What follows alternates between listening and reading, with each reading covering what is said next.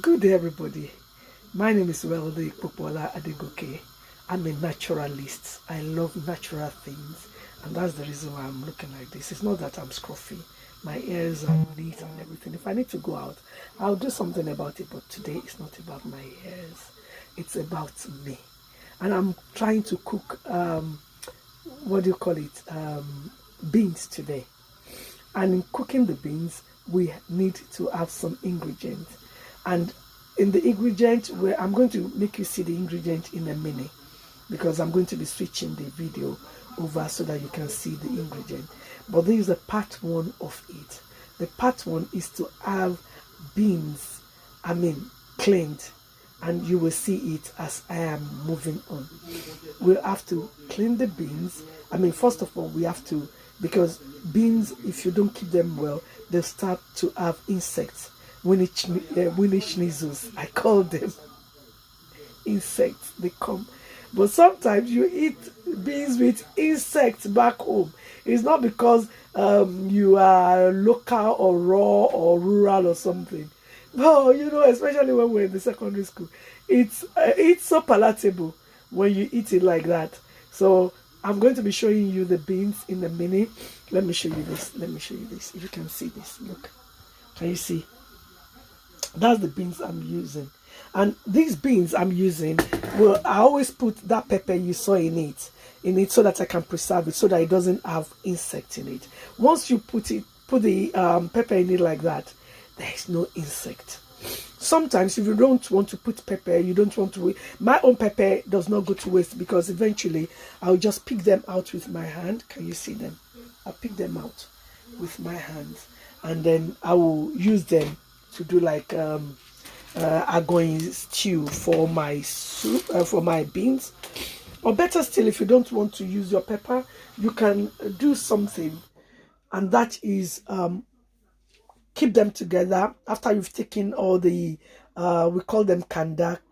Those are the seeds, and sometimes when your beans comes, it comes with some of the peels inside. The seed is always in a shell, and the shell, sometimes when they pick it, is not always all picked. So you have to think, oh, I cannot just throw my beans. If I buy from the market, it's in a pack, I can't just throw it on in the water. Sometimes, even as good as people that are selling it says that, oh, we've picked it, you find out that no, you still have one stone or one thing, like sand, sometimes like particles, you understand? But it's not left in there for anything. But with me, no matter how clean any beans is, when I buy them, or maybe they were brought from home, given to me by friends or by family that have just come back from Nigeria, I will still pick them. And that is what I'm still doing. And later on in the part 2, you will see how I put them, I laid them out so that you can see them. And in the part 3, you will see how I cook them. In the part 4, because if I want to switch my camera round now, I may not be able to do that, and I don't want to mess this camera, this filming up. So in the part 1 is this, part 2 is showing you the ingredient, part 3 is boiling the ingredient, because I'm doing adalu. But my own adalu is not the thick hard one. It's going to be like a bit stroppy. It's going to be like a broth, you understand?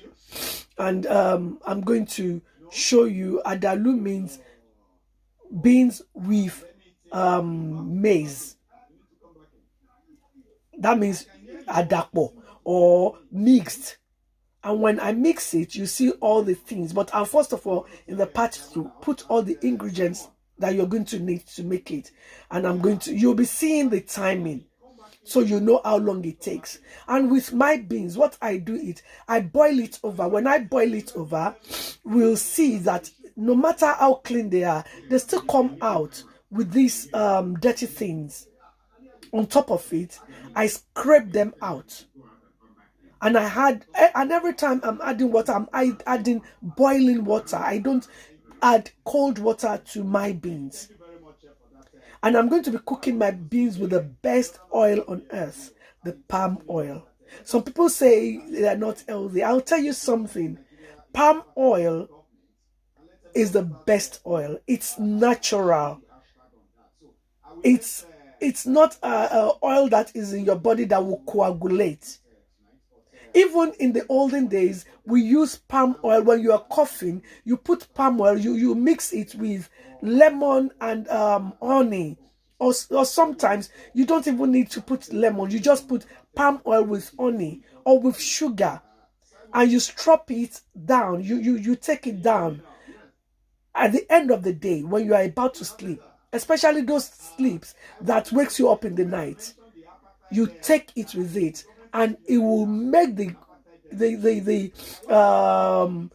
coughs. I mean, it will suit the cough away. You'll be able to sleep well. So palm oil to me is the best oil. The only thing is you don't eat anything too much. You eat everything in moderation.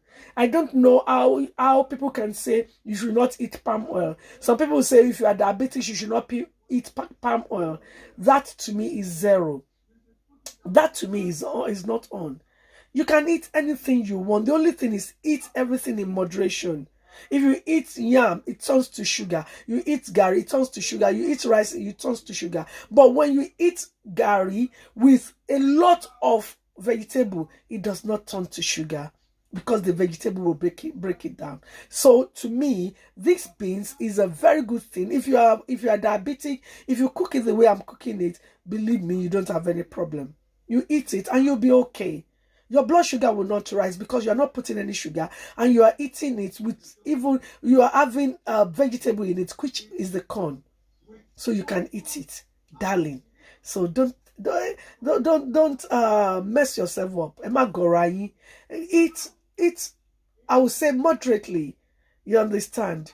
Because you cannot use a food that you are not brought up with to treat diabetic. Where is that coming from?